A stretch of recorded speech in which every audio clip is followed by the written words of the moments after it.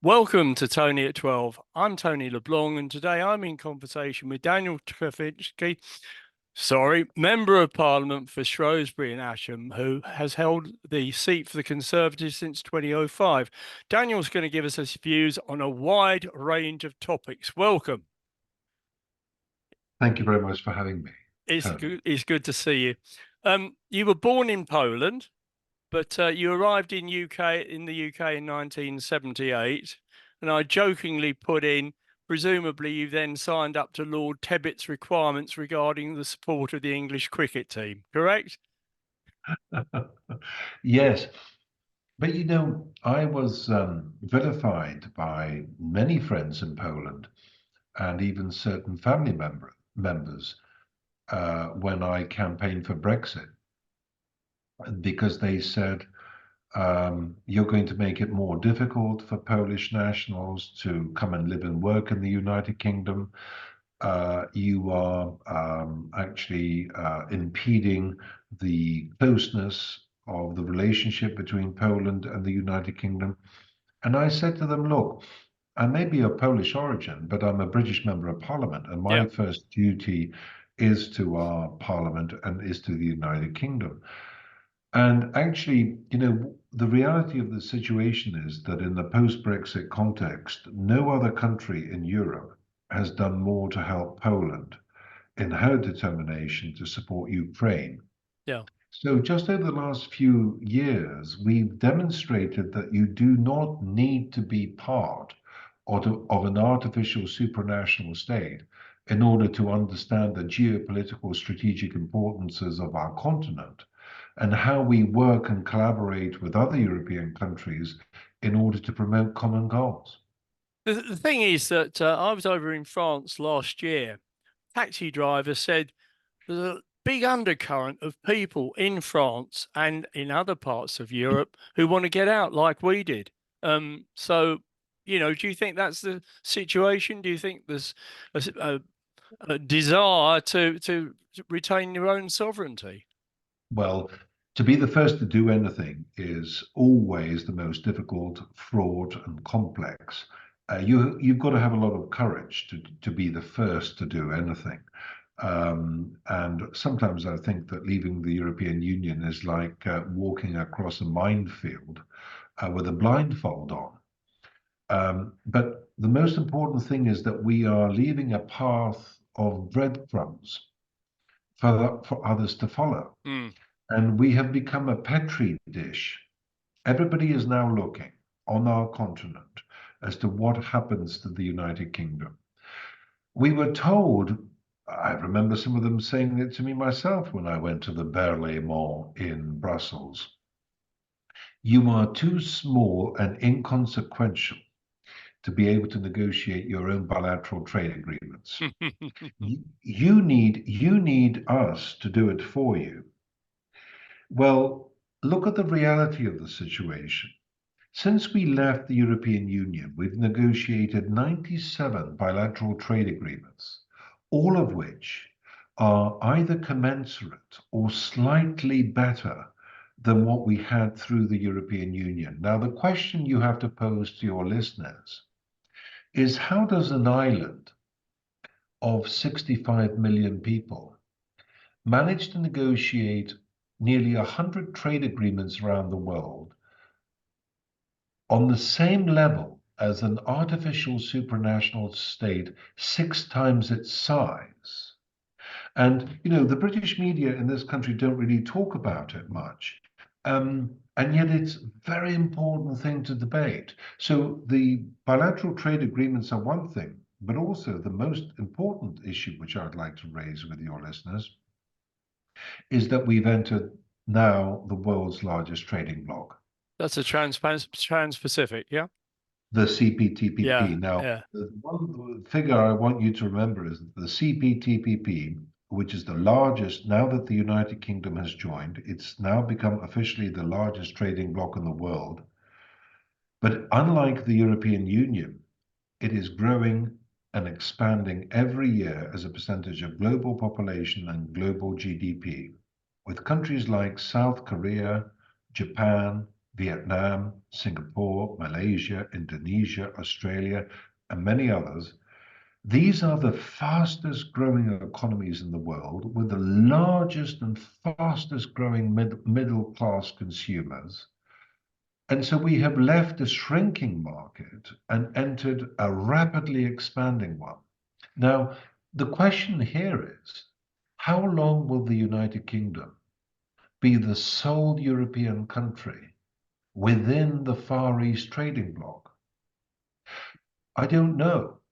If Oh, Sir Keir Starmer becomes Prime Minister, he will inevitably do everything conceivable in the first 4 years of his administration to nibble away at Brexit and to try to weave us back into the EU fabric. And yet, my appeal to him would be, we voted to remain in the European Economic Community in 1975.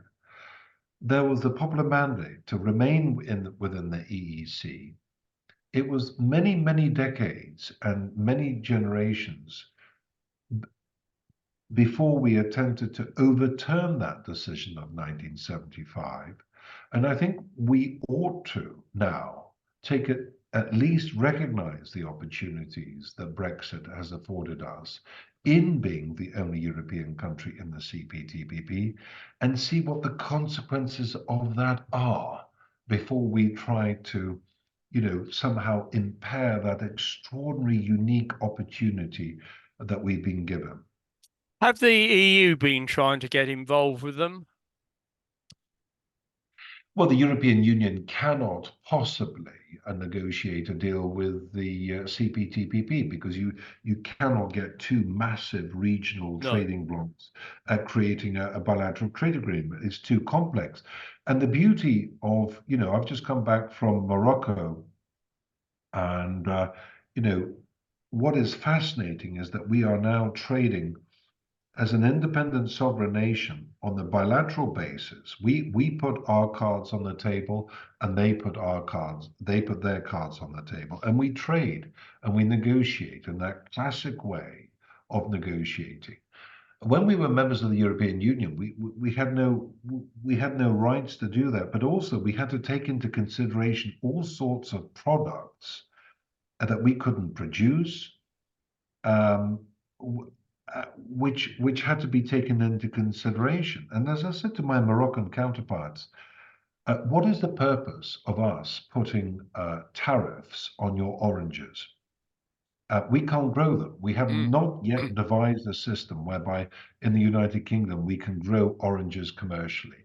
But we had to have tariffs in order to protect inefficient Spanish orange growers. And whether it's Finnish reindeer meat, whether it's Greek olives, whether it's Spanish oranges, whether it's all sorts, thousands or tens of thousands of other products that we do not produce, nor are a priority for us, we can set those aside. Yeah, And yeah. we can focus on the things that really matter to us.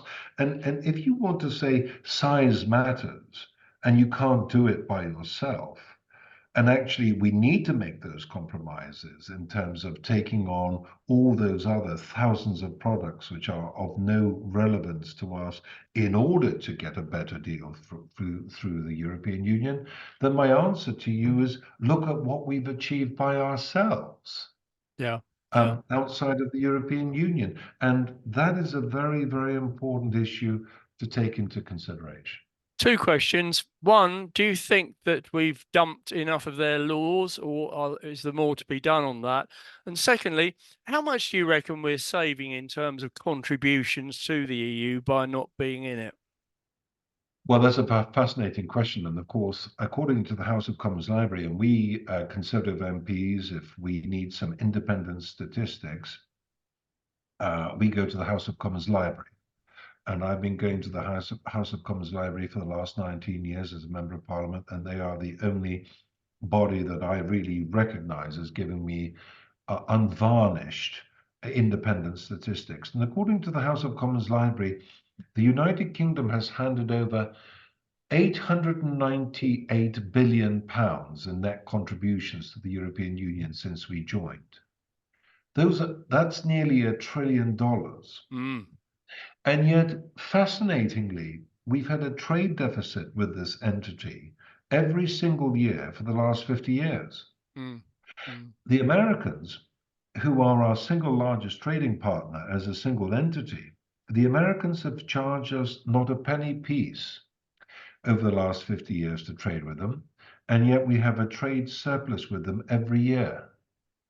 The EU has charged us roughly £250 million a week because, as you know, there are only two net contributors to the Yeah, EU budget, Germany and Britain. yeah. So we've handed over $1 trillion over the last 50 years with a trade, whilst having a trade deficit with them every single year. And what a civil servant said to me from Singapore the other day was very important. We've created the motorway to the Far East by joining the CPTPP. We've created the motorway, we've built the motorway to the Far East.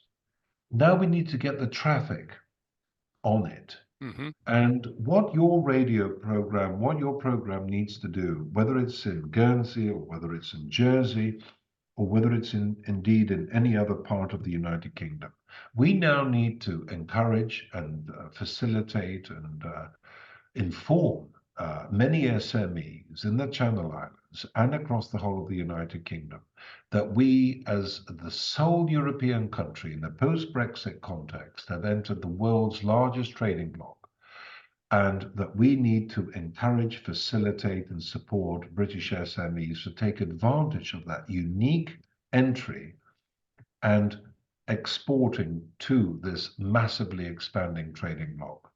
Now, Because sorry. only then will we create the prosperity that we need.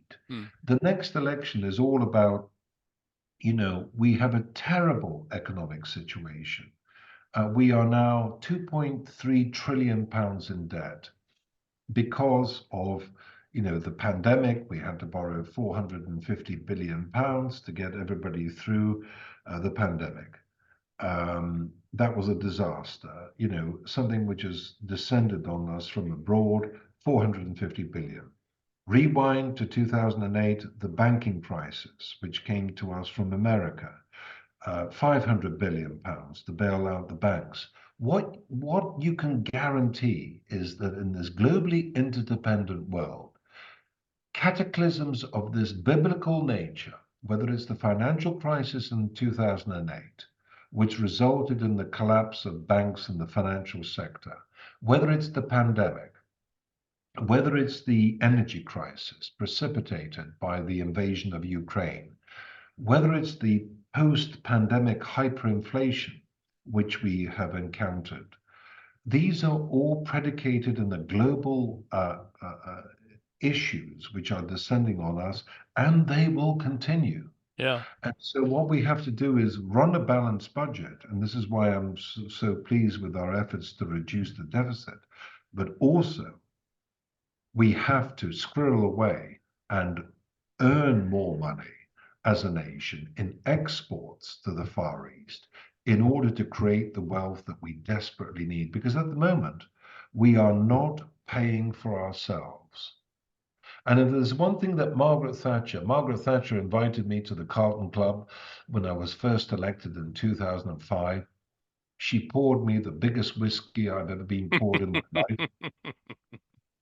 I sat next to her and she poured almost half a bottle of scotch into a glass and pushed it towards me and put her hand on my hand, looked into my eyes and said, "Tell me all about yourself, dear." Well, she is the woman who, in my lifetime, and she is the only British Prime Minister in my lifetime who has not only balanced the budget, Yeah. but has squirreled away money to pay off the national debt. She Now that understood it, didn't she? she understood it because we're not America, we're not a country that can just carry on. I think the Americans are now at 23 trillion, 24 trillion debt. We're not a country of that size where we can just carry on borrowing. We're not Greece, where we can just go to the European Union or the IMF for bailouts. Yeah. We are a permanent member of the UN Security Council, an extremely important European economy. But what we do need to do is we need to balance the budget. And the greatest achievement in this government, and we are denigrated a lot, we're denigrated a lot. But what I'm so proud of is that when we came into office in 2010, we had a budget deficit of 183 billion. You remember the note that we were given by Liam Byrne? Good luck. There's Yep. no more money. We've run out of cash. Actually, we reduced the annual deficit every single year from 2010 to 2019. So that for the first 9 years of our administration, we took the painful, difficult steps to balance the budget. Now, they called it austerity, and we were vilified for it. We called it living within your means. But if there's one thing that interests me as a politician, all I'm interested in is balancing the books, because all I care about is the next generation. And I don't want them to have a worse standard of living than we have had. And the only way that we can continue to protect our position as a permanent member of the UN Security Council, as a major military power on the continent of Europe, and as a country that means something and stands for something, is our ability to pay for ourselves. And if we can't do that, then we are putting at risk all of those things that previous generations have afforded for these islands.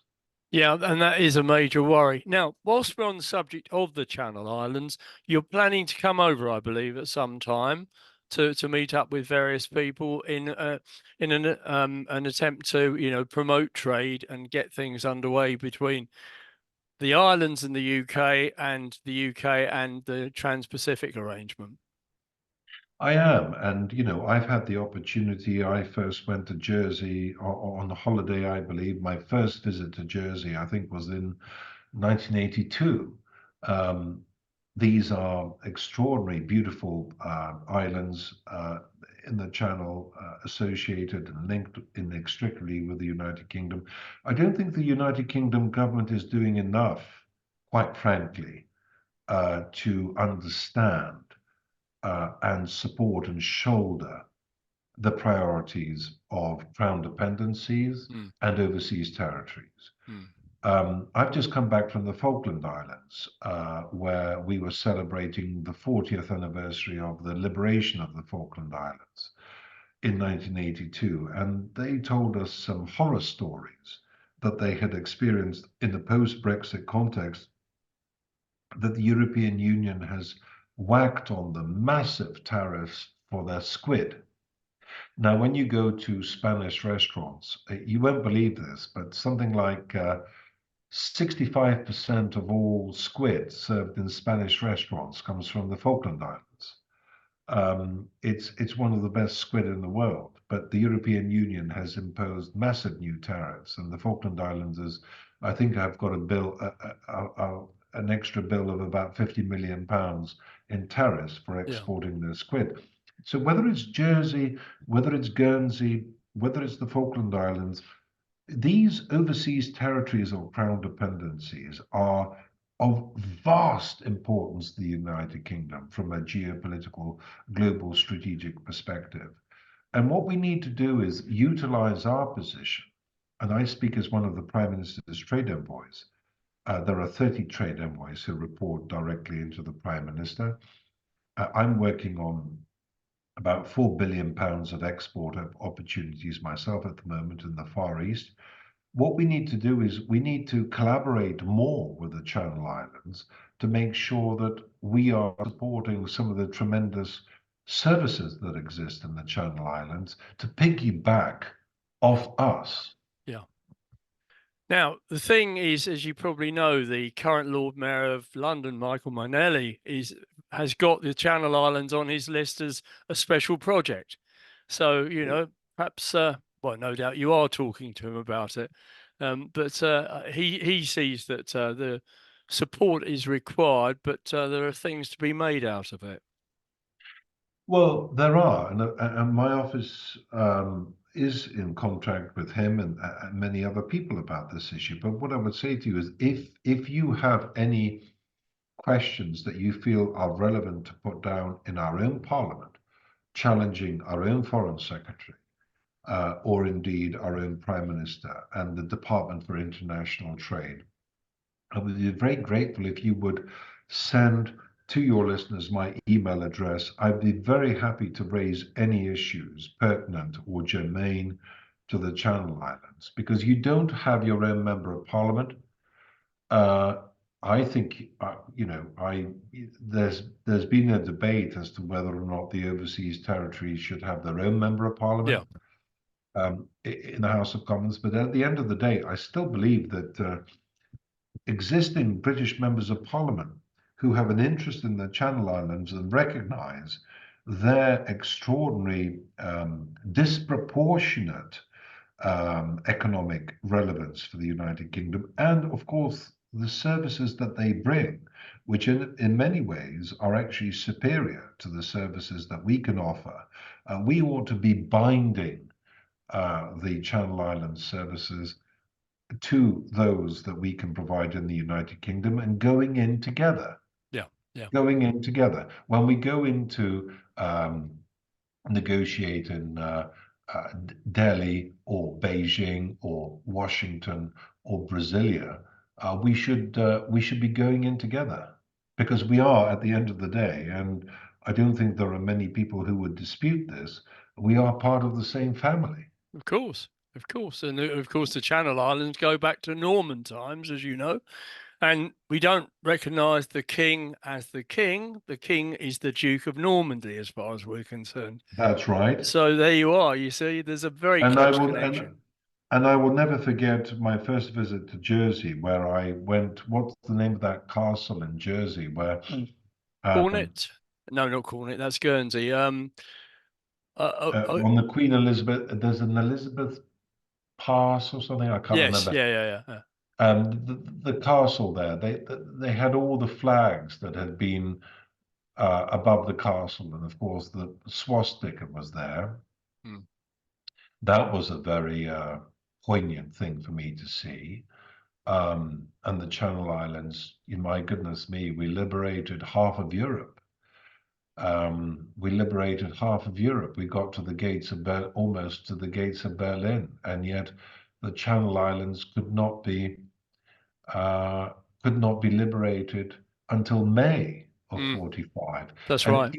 Interestingly, we here in the United Kingdom, we've watched these recent films as to what life was like in the Channel Islands during the occupation and the deprivation that the islanders had in terms of food, and a lack of food and all the other difficulties that they face. So, yes, I mean, my friend Wade Emerson has instilled in me an interest in the Channel Islands, and I'm very keen to come out there, and whatever the outcome of the next general election is, we need to make sure that we are tackling our own government or the next government in how they are going to work in the post-Brexit context with entities like the Channel Islands, the Isle of Man, and the overseas territories to create a common platform. The French are very good at it. I don't normally praise the French, but the French are very good. And whether it's with French Guiana in Latin America, whether it's with the French overseas territories, the French, I would argue, are better at recognizing and not only recognizing, but facilitating and supporting the interdependence that they have with their overseas territories.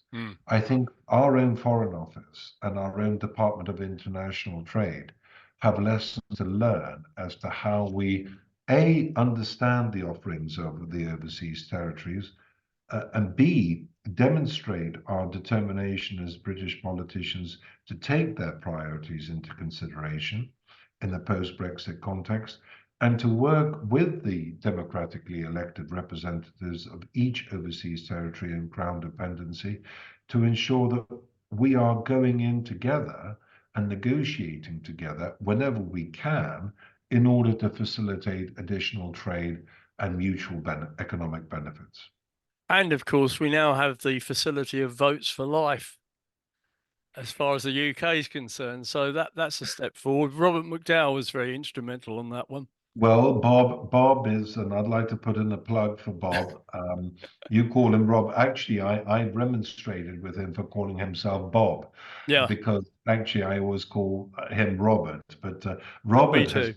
Yeah, Robert has been a huge champion of conservatives abroad, and he introduced me to Wade Emerson, and he's a very good close friend. I mean, the Channel Islands has got some fascinating entrepreneurs and opportunities. And I'm really looking forward to my visit so that I can engage with more and more people. And of course, if there are any islanders here visiting London, please ask them to contact us here in the House of Commons, because we'd be delighted to welcome them here.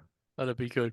Can we look at a few UK internal strifes at the moment, and you know, fairly quick answers, because we do have a bit of a time problem Yes. with the dreaded Zoom. First of all, the post office scandal, and to a certain extent, the contaminated blood scandal. Why the delays on the compensation here, Daniel? Uh, I mean, I think that this is. I had a postmistress came to see me in Shrewsbury. What is it now? My goodness me, 10 years ago, maybe Yeah, 9 years ago. I sat down with her and her husband. We had countless meetings, and I just could not understand how, this lady who came across as a very ethical, honorable, yeah, hardworking individual could have been caught up in something like this. Um, the wheels of government turn very slowly, particularly if you're dealing with public finances. And I'm very critical of how the public sector works, and whether it's giving out co- compensation, or whether it's how infrastructure projects are um, costed and implemented and built. We have a real problem, an issue as to how government works in this country. yeah, And whether you are a conservative, or whether you are Labour, or whether you're a monster raving loony party, or all the rest of it, the state is not an efficient entity in delivering service, mm, I'm afraid. mm. And I've worked in the private sector, and now I've been a member of parliament for 18 years. And I can share with you horror stories of where I have secured unprecedented amount of money for the construction of a road, or for the modernization of A&E services in my hospital, and the internal bureaucracy that grinds away, that is very, very deleterious in ensuring a decision is taken and that taxpayers' money are spent in an optimum way. That is my Yeah, assessment yeah. of over the last 19 years. And we need to take some radical decisions in this country. Um, we're not a communist system like China, where if you want to build a road, uh, Get out the uh, bulldozer. you get the bulldozers out, and nobody has the rights to object. I'm not proposing that sort of a system. And yet, I think now we've moved to a system where the rights of individuals and entities that want to take on strategic projects, and the lawyers are getting involved, and all the rest of it is so complex at times and so difficult, that it is very, very difficult to get the solution that you want as quickly and as expeditiously as you would expect. And I think that this generation, and certainly future generations, will have to grapple with how, and if indeed we can, streamline those processes and make them, whilst protecting taxpayers' money, yes, very important, actually empower officials and civil servants and others to take risks and to make the decisions that are essential in the private sector. You know what the Duke of Edinburgh used to say? Get your finger out. And that's, you know, Very, very true in those circumstances. Let's Get get your on. finger in, yeah. Yeah, let's get on to the question of immigration. I mean, once again, you're being um, finding that lefty lawyers are finding all sorts of reasons to not allow people to be deported. Do you think Rwanda's going to come off? Well, Rwanda ultimately, I think, is a sideshow. It's received a huge amount of focus here in the House of Commons, and the House of Lords, the unelected Mm. chamber, and the lawyers and the Supreme Court and all the others. They've played their part in trying to impede the progress of this, but in reality, Rwanda is a sideshow. Yes, it's important to have signed an agreement with an outside third country to potentially send illegal migrants to that entity as a way in which to discourage the criminal gangs. This is what Australia has done. Mm. Australia signed a brilliant deal with Nauru, which is one of the smallest countries in the world. Nauru, a population of 11,000, paradise in the middle of the Pacific Ocean. Their biggest, you know what their biggest exports was? Tell me. Bird droppings, Oh, right. Yeah. Okay. phosphates. Yeah. And so what happened is that the Australians built a processing center in Nauru, sent all the illegal migrants to Nauru. And so very, very quickly, all of a sudden, the criminal gangs stopped targeting Australia. Why? Because their customers said to them, sorry, it's counterintuitive you sending us to Australia because we've ended up in Nauru. Mm. Now, most people who are using these criminal gangs are using them in order to come to a country to seek employment. There is no employment in Nauru. It's a paradise. It's safe to live in, but there are no job prospects. Not And even with so, the bird poo. not even with the bird poo. The bird poo only affords so many numbers of employees to be involved in that. But isn't it fascinating? And what I would say to you is examine carefully, Tony, as I have done, the Australia Nauru model, Yeah. because it has created an opportunity for the Australians to totally disincentivize these criminal gangs that have targeted Australia. The advantages that the Australians have that we don't have is that they have a huge expanse of international water around their island. Yeah. We don't. Where the French territorial waters end, ours start. And I've come across Conservative MPs who've said to me, push the boats back across into French water. Well, you will know, and we've had all sorts of problems with the French and their threat. You remember the French threatening to cut off supplies to the Channel Islands unless we gave them a better fishing Yeah. access to our waters. We've had all sorts of complications with the French. But if we had attempted or if we had tried to push these boats back into French waters, it would basically have been an invasion. And you can't have one NATO country doing that to another NATO country. So, let's give the Rwanda deal a chance. But much more important than Rwanda are the deals that the Prime Minister has signed with Italy. They don't get much of an airing, Never heard of but it. no, we've signed a deal with Italy. We've signed a deal with Albania, and already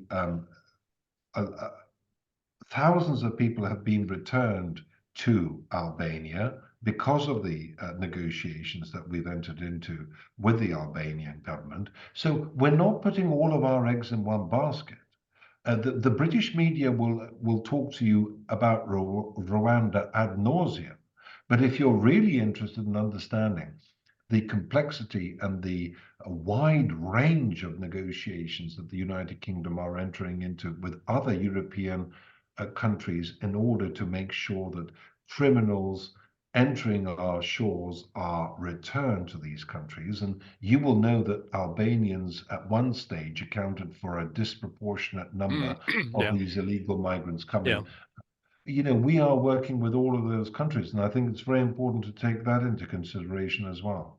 Something, though, surely, Daniel, that the government should be making a bit more of in terms of the news department, particularly the Italian aspect. Yes, of course, but of course, you know as well as I do that the British media is more interested in the sex lives of footballers Mm, than they are in the geopolitical considerations that the United Kingdom is grappling with. And I've always been fascinated as somebody who's been a politician for nearly 19 years.